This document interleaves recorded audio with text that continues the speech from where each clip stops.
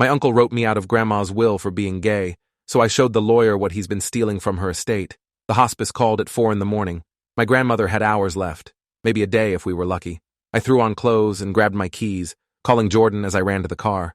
He answered on the second ring, his voice thick with sleep. "I'm coming with you," he said before I could ask. "Give me 10 minutes. We'd been together for 3 years, long enough that he knew my grandmother meant everything to me. She'd raised me after my parents died when I was 8, had been the only person in my family who didn't flinch when I came out at 16. While my Uncle Philip preached about sin and damnation at every family gathering, Grandma Ruth had squeezed my hand under the table and told me love was love, that God made me exactly as I was supposed to be. Jordan met me in the parking lot of his apartment building, dressed in dark jeans and a button-down shirt, carrying 2 travel mugs of coffee. His forensic accounting firm had him working brutal hours lately, but he looked alert and focused as he climbed into my passenger seat. "How are you holding up?" he asked, handing me one of the mugs. I couldn't answer. My throat was too tight, my eyes already burning with tears I was trying not to shed while driving. Jordan put his hand on my knee and kept it there the whole 40-minute drive to Mercy Hospice Center. The building was quiet when we arrived just after 5, the sky still dark, the parking lot nearly empty except for a few cars belonging to overnight staff and other families keeping vigil. I walked through the automatic doors with Jordan behind me, heading straight for the elevator that would take us to the 3rd floor where Grandma Ruth had been moved 2 weeks ago. The hospice nurse at the desk looked up as we approached, her expression shifting from professional sympathy to something uncomfortable. "I'm here to see Ruth Castellano," I said. "Room 312. I'm her grandson, Adrian." The nurse glanced at her computer screen, then back at me, her discomfort deepening. "I'm sorry, Mr. Castellano, but you're not on the approved visitor list anymore. There was a change made yesterday afternoon." The words didn't make sense. I'd been here 3 days ago, had spent 6 hours sitting by Grandma's bed, reading to her even though she was barely conscious. "What do you mean I'm not approved? I'm her grandson. I've been coming here every other day for 2 weeks. The nurse looked genuinely sorry now, her voice dropping lower. "Your Uncle Philip Castellano contacted us yesterday. He has medical power of attorney, and he removed you from the visitor list. He said it was your grandmother's wish to be surrounded only by immediate family during her final hours." The floor tilted under my feet. Jordan's hand was suddenly on my elbow, steadying me. "That's insane," Jordan said, his voice controlled but hard. "Adrian is immediate family. He's her grandson." The nurse spread her hands helplessly. "I'm sorry. I can only follow the documented instructions from the person with legal authority. Mr. Philip Castellano was very clear. I started toward the elevator anyway. They wanted to physically stop me from seeing my grandmother one last time. They'd have to drag me out. But security was already approaching, 2 large men in uniform who positioned themselves between me and the elevator bank. "Sir, I'm going to have to ask you to leave the building," the older one said. His name tag read Williams. Behind him, I saw my Uncle Philip emerge from the stairwell, his face arranged in an expression of righteous satisfaction. He was 58, balding, with the kind of soft body that came from years of sitting in church committee meetings and country club dining rooms. He'd inherited my grandfather's construction company and had been making decisions for the family ever since Grandpa died 12 years ago. "Adrian," Philip said, his voice loud enough to carry across the lobby. "I'm sorry it had to come to this, but Mother made her wishes very clear before she lost consciousness. She wants to die surrounded by real family, not by people living in sin. She deserves to meet her Maker with a clean conscience, without the taint of perversion in her final moments." The words landed like physical blows. Jordan moved closer to me, his presence a wall of support at my back. Several other visitors in the lobby had stopped to watch the scene unfold. A woman holding flowers looked shocked. An elderly man shook his head in disapproval, though I couldn't tell if it was directed at me or at Philip. "You're lying," I said, my voice shaking with rage. "Grandma never said that. She's been unconscious for 3 days. She couldn't have told you anything." Philip smiled, that same smug expression he'd worn at every family gathering where he'd made pointed comments about my lifestyle, about how I was choosing sin over salvation. "She made her wishes known to me weeks ago, when she was still lucid. She asked me to ensure her final hours were spent in prayer with family who honor God's law. I'm simply respecting her desires." He gestured to the security guards. "Please escort these men off the property. They're disturbing other families during a sacred time." I wanted to charge at him, to grab him by his expensive polo shirt and shake him until he admitted the truth. But Jordan's hand tightened on my arm, his voice low in my ear. "Don't give him what he wants. Don't give him a reason to call the police." The security guards moved forward, not aggressive but firm. Williams said, "Sir, I don't want to make this harder than it needs to be. Please come with us." I let them escort me out, my legs moving automatically while my mind screamed in protest. We walked past the sliding doors into the parking lot, where the sun was just beginning to lighten the eastern sky. The security guards stayed by the entrance, making sure we actually left. I stood next to my car, shaking with grief and fury, tears finally streaming down my face. "I didn't get to say goodbye," I said. "He took that from me. He took my last chance to be with her." Jordan pulled me into his arms, let me cry against his shoulder for a moment before pulling back and looking at me with an intensity I recognized. It was the same look he got when he was working on a case, when he'd found a thread to pull that would unravel everything. Adrian, do you remember 3 months ago when your grandmother called you crying? When she said money was missing from her account but she couldn't remember where it went? I nodded, wiping my face. Grandma had called me in the middle of the afternoon, confused and upset. She'd tried to pay for groceries and her debit card was declined. When she called the bank, they told her the account was nearly empty. She'd had over $40,000 in that checking account from the sale of some stocks. I'd gone to her house that night, helped her call the bank, looked through her statements. There were withdrawals, transfers, checks she didn't remember writing. She'd been so embarrassed, convinced her memory was failing worse than she'd thought. I'd helped her change her passwords and suggested she talk to Philip about getting help managing her finances. And 2 months ago, Jordan continued, when she mentioned that her jewelry was missing, the pieces your grandfather gave her, I remembered that too. Grandma had been looking for her anniversary bracelet, a platinum piece studded with diamonds that Grandpa had given her for their 50th anniversary. She'd searched her entire house, gotten increasingly agitated. When I'd asked Philip about it at Sunday dinner, he'd said she probably moved it somewhere and forgot, that her dementia was getting worse. He'd suggested it was time to consider putting her in managed care, that she couldn't be trusted to live alone anymore.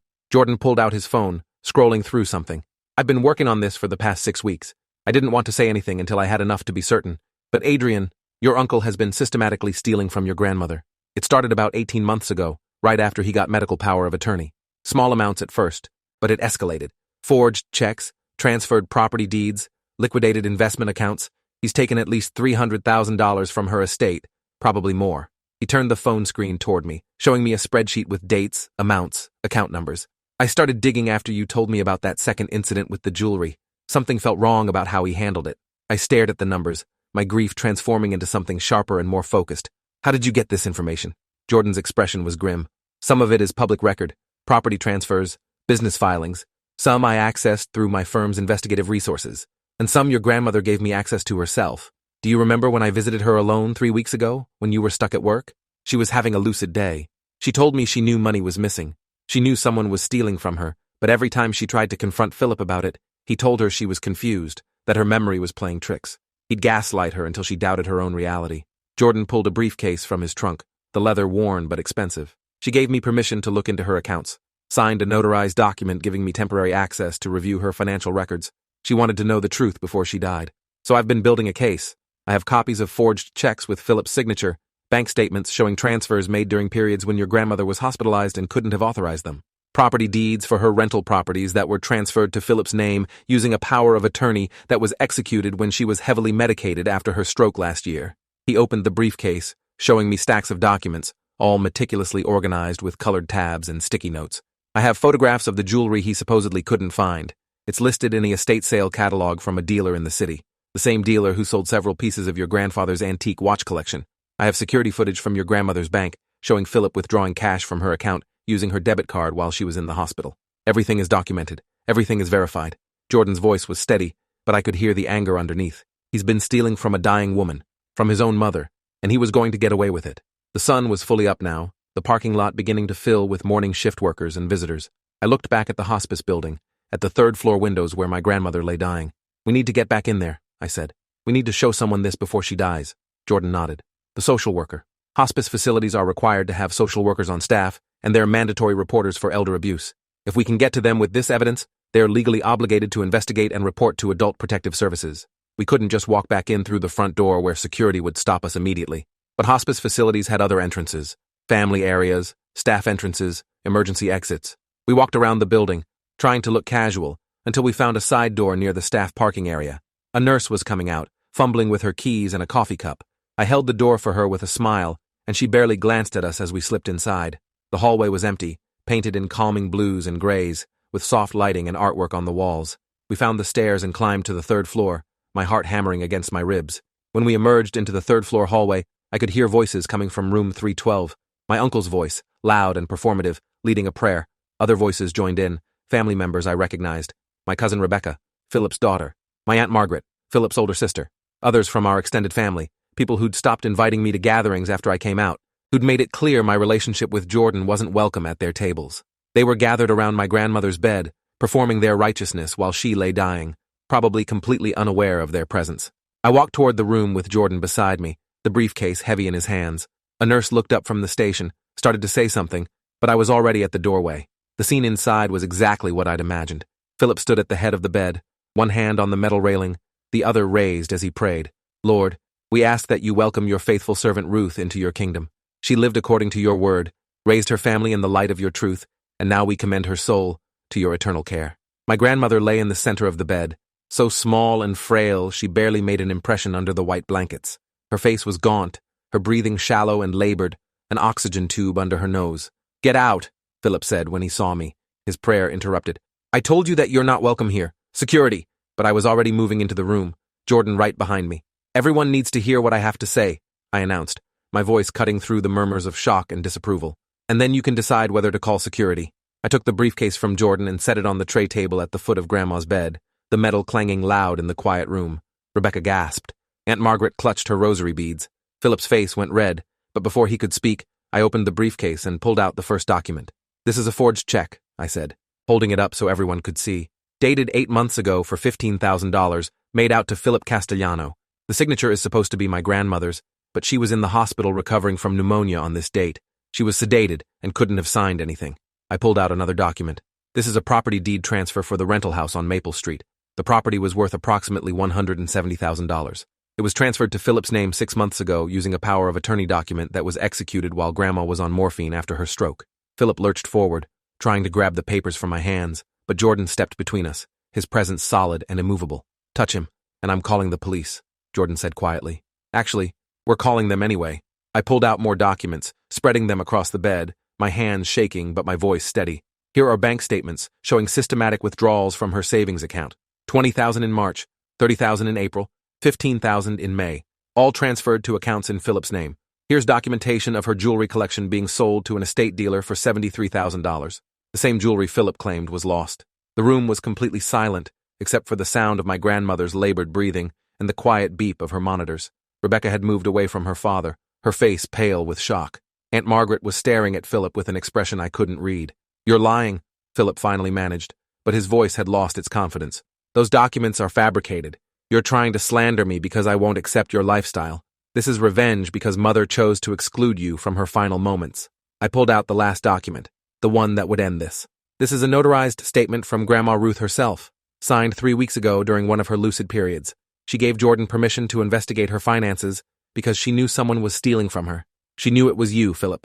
She just couldn't prove it because every time she questioned you, you convinced her she was confused, that her dementia was making her paranoid. You gaslit a dying woman to cover up your theft. I handed the statement to Rebecca, who was closest to me. She read it, her hands trembling, then passed it to Aunt Margaret. Tears were running down Rebecca's face as she looked at her father. Dad, is this true? Did you really steal from Grandma? Philip's face had gone from red to purple. This is absurd. I'm her son. I've been managing her affairs because she couldn't do it herself anymore. Those were legitimate expenses, money used for her care, for maintaining her properties, for medical bills. Jordan spoke up, his voice calm and factual. I have receipts and bills for her actual care expenses. They total approximately $12,000 over the past 18 months. You've taken over $300,000. None of it went to her care. $30,000 went to paying off your personal credit cards. $50,000 went to a boat you purchased last summer. $40,000 went to your mistress's apartment in the city. The room exploded. Rebecca made a sound like she'd been punched. Aunt Margaret started praying in rapid Spanish. Other family members began talking over each other, voices rising in shock and anger. And then, through all the noise, I heard a different sound. A weak voice, barely audible but unmistakable. Thief! Everyone froze. My grandmother's eyes were open, just barely, clouded with pain and medication, but aware. Her hand moved on the blanket, trembling, reaching toward me. I dropped the papers and moved to her side, taking her hand in both of mine. Her skin was cool and papery, her grip so weak I could barely feel it. Thief, she said again, her eyes moving to Philip. Knew it, always knew. Tears streamed down my face as I leaned close to her. I'm here, Grandma. I'm here. Her lips moved, forming words I had to lean in to hear. Love you, always. Don't let him win. A hospice social worker appeared in the doorway, drawn by the commotion. She was a woman in her 50s, wearing professional clothes and an ID badge that read, Angela Torres, LCSW. Her eyes swept the scene, the documents spread across the bed, the family in chaos, my grandmother's hand in mine, Philip backed against the wall. What's happening here? Angela asked, her voice carrying authority despite its quiet tone. Jordan immediately moved to her side. I'm Jordan McKenzie, forensic accountant with Russell & Associates. This is my partner, Adrian Castellano, Ruth Castellano's grandson. We have documented evidence of systematic financial elder abuse committed by Philip Castellano against his mother. He gestured to the papers spread across the bed. Forged checks, unauthorized property transfers, theft of assets totaling over $300,000, all committed while Mr. Philip Castellano held medical power of attorney. Angela's expression shifted immediately from confusion to professional alarm. She stepped fully into the room, her eyes scanning the documents. I'm a mandated reporter. If there's evidence of elder abuse, I'm legally required to report it to Adult Protective Services and law enforcement. Philip finally found his voice, but it came out as a desperate plea rather than the authoritative tone he'd used before. This is a family matter. These are misunderstandings about financial arrangements. My mother was confused about her accounts, and I was helping manage everything. There's no abuse here.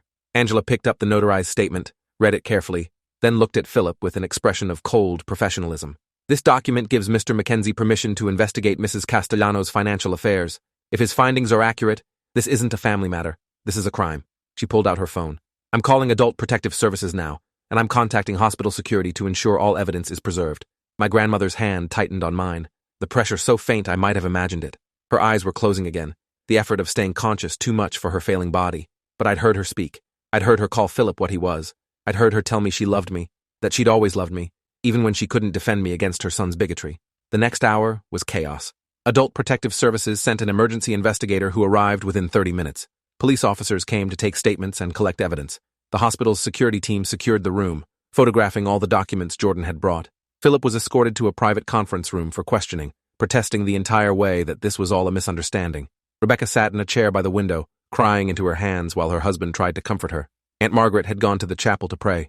Other family members filtered out, uncomfortable with the police presence, whispering among themselves. Jordan stayed by my side as I sat holding my grandmother's hand, refusing to leave her even as investigators and officers moved around the room.